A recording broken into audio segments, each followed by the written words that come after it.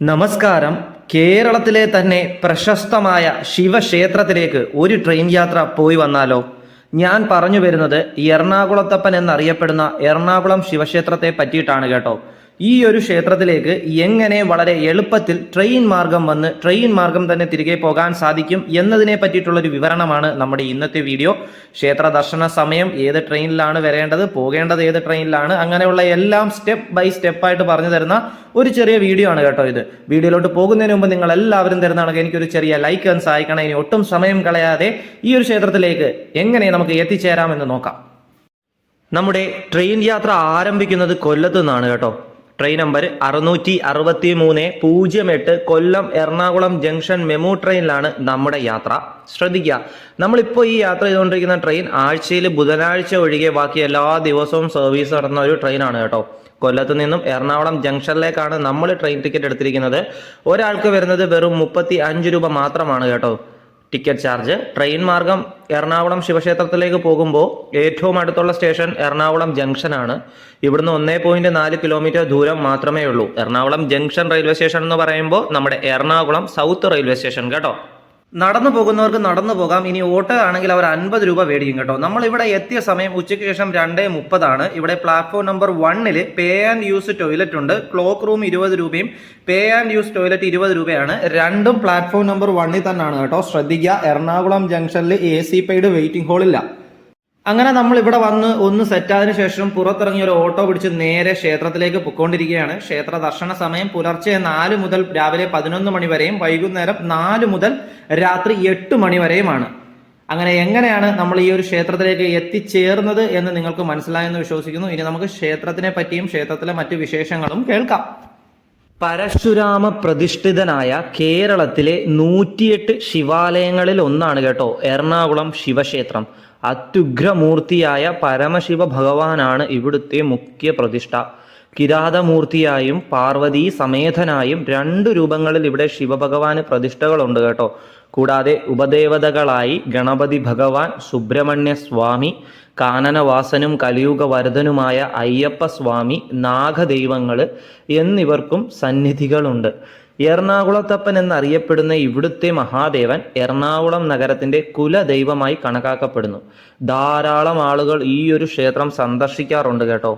ഇത് വളരെ എളുപ്പമാണ്. കാരണം എന്ന് പറഞ്ഞു കഴിഞ്ഞാൽ ക്ഷേത്രത്തിലേക്ക് എത്തിച്ചേരാൻ വളരെ എളുപ്പമാണ്. ക്ഷേത്രം എറണാകുളം നഗരഹൃദയത്തിൽ സ്ഥിതി ചെയ്യുന്നതിനാൽ നഗരം സന്ദർശിക്കുന്നവർക്ക് ഇവിടെ എത്തിച്ചേരാൻ വളരെ എളുപ്പമാണ്. പ്രത്യേകിച്ച് പ്രയാസമൊന്നുമില്ല. നമ്മുടെ ഈ വീഡിയോ കണ്ടുകൊണ്ടിരിക്കുന്ന നിങ്ങൾക്ക് മനസ്സിലാവുമല്ലോ. ഇപ്പോൾ ട്രെയിൻ പിടിച്ച് വന്നാലും എറണാകുളം ജംഗ്ഷൻ റെയിൽവേ സ്റ്റേഷനിൽ ഇറങ്ങി അവിടുന്ന് നടന്നു പോകേണ്ടതേ ഉള്ളൂ.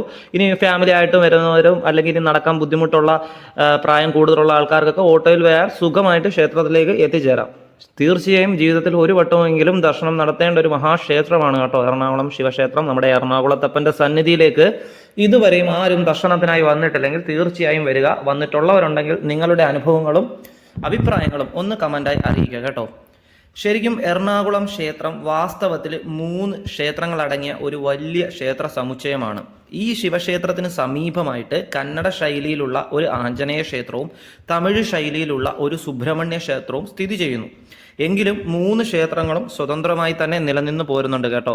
കേരളത്തിലെ തന്നെ പ്രശസ്തമായ ശിവക്ഷേത്രങ്ങളിൽ ഒന്ന് തന്നെയാണ് നമ്മുടെ എറണാകുളത്തപ്പൻ്റെ സന്നിധി എറണാകുളം ശിവക്ഷേത്രം. അപ്പോൾ ഈ ക്ഷേത്ര ദർശന സമയം നിങ്ങൾ കേട്ടല്ലോ. അപ്പോൾ ഈ ക്ഷേത്ര ദർശനത്തിന് വരുന്നവർ ഈ ക്ഷേത്രത്തിനുള്ളിലായിട്ട് തന്നെയാണ്, ഞാൻ പറഞ്ഞല്ലോ, കന്നഡ ശൈലിയിലുള്ള ഒരു ആഞ്ജനേയ സ്വാമി ക്ഷേത്രം അടിപൊളിയാണ്. അവിടെയും കയറി ദർശനം നടത്തുക. അതിൻ്റെ തൊട്ടടുത്തായിട്ട് തന്നെയാണ് തമിഴ് ശൈലിയിലുള്ള ഒരു സുബ്രഹ്മണ്യ ക്ഷേത്രം. നമ്മുടെ തമിഴ്നാട്ടിലെ ക്ഷേത്രം പോലൊക്കെ തന്നെ കാണുക കേട്ടോ. അവിടെ മൊത്തം സുബ്രഹ്മണ്യ ക്ഷേത്രമൊക്കെ കാണാനും നല്ല ഭംഗിയാണ്. അകത്ത് ഭഗവാന്റെ വലിയ പ്രതിഷ്ഠയാണ്, മുരുക ഭഗവാന്റെ.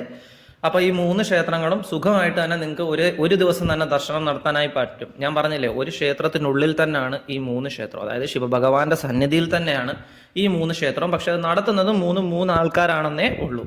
ഇനി നമ്മുടെ എറണാകുളത്തപ്പൻ്റെ ഏറ്റവും ഇഷ്ടമായ വഴിപാടുകളൊക്കെ ഞാനൊന്ന് പറഞ്ഞു തരാം. ശംഖാഭിഷേകം, ധാര, കൂവളമാല, പിൻവിളക്ക്, ഉമാമഹേശ്വര പൂജ, വെടിവഴിപാട്, ഇതൊക്കെ അവിടെ വഴിപാടായിട്ട് നടത്തുന്നതാണ് കേട്ടോ. ഇനി ഇതിൽ കൂടുതൽ എന്തെങ്കിലും നിങ്ങൾക്ക് അറിയാനായിട്ട് ആഗ്രഹമുണ്ടെങ്കിൽ ഇന്നത്തെ ഈ വീഡിയോയിൽ തന്നെ ക്ഷേത്രത്തിൻ്റെ നമ്പർ ഞാൻ വീഡിയോയിൽ ഉൾപ്പെടുത്തിയിട്ടുണ്ട്. നിങ്ങൾക്ക് അത് വിളിച്ച് ചോദിച്ച് അറിഞ്ഞ് കാര്യങ്ങളൊക്കെ തിരക്കി എടുക്കാവുന്നതാണ് കേട്ടോ.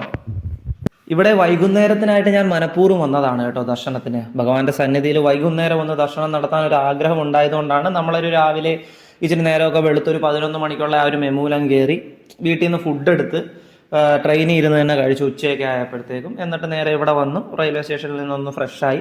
AC പെയ്ഡ് വെയിറ്റിംഗ് ഹാൾ ഇല്ലാത്തതിൻ്റെ ഒരു ബുദ്ധിമുട്ടുണ്ട് കേട്ടോ, അതൊന്ന് ശ്രദ്ധിക്കണേ. മറ്റേതാണ്, അത് വലിയ സെറ്റപ്പാണെന്നൊന്നും ഞാൻ പറയത്തില്ല, എന്നാലും കുഴപ്പമില്ല കേട്ടോ.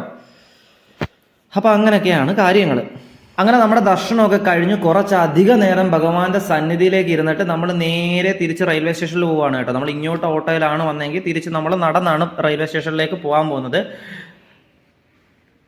അങ്ങനെ നമ്മൾ എറണാകുളം ജംഗ്ഷൻ റെയിൽവേ സ്റ്റേഷനിലെത്തി. ഇനി ഇവിടെ വന്ന് ഫുഡൊക്കെ കഴിച്ചു. ഇനി രാത്രിയാണ് നമുക്ക് ട്രെയിൻ. രാത്രി 8:10 ഒരു മെമു ട്രെയിനിലാണ് നമ്മൾ യാത്ര ചെയ്യുന്നത്. Train number 66309 Ernakulam Kollam MEMU. ഈ ട്രെയിനും ആഴ്ചയിൽ ബുധനാഴ്ച ഇല്ല, ബാക്കി എല്ലാ ദിവസവും സർവീസ് നടത്തൊരു മെമു ട്രെയിനാണ്. 35 രൂപ തന്നെയാണ് കേട്ടോ ടിക്കറ്റ് ചാർജ്. അപ്പോൾ അങ്ങോട്ടും ഇങ്ങോട്ടും കൂടെ 35, നമുക്ക് 70 രൂപയായി. പിന്നെ 50 രൂപ ഓട്ടോ കൊടുത്തത് 120 രൂപയായി. പിന്നെ ഒരു ഫുഡ് 40 രൂപയ്ക്കകത്ത് കഴിച്ചത് 160 രൂപയായി. അത് വൈകിട്ടത്തെ ഫുഡായിരുന്നു കേട്ടോ കഴിച്ചത്, അതായത് രാത്രിത്തെ. അപ്പോൾ ഇന്നത്തെ ഈ ഒരു വീഡിയോ എല്ലാവർക്കും ഉപകാരപ്രദമായി എന്ന് തന്നെ വിശ്വസിക്കുന്നു. വീഡിയോ ഉപകാരപ്രദമായി കഴിഞ്ഞാൽ ലൈക്ക് ചെയ്യാനും ഷെയർ ചെയ്യാനും നിങ്ങളുടെ അഭിപ്രായങ്ങൾ കമൻറ്റായി രേഖപ്പെടുത്താനും മറന്നുപോലെ. ഞാനപ്പോൾ ട്രെയിനകത്താണ്.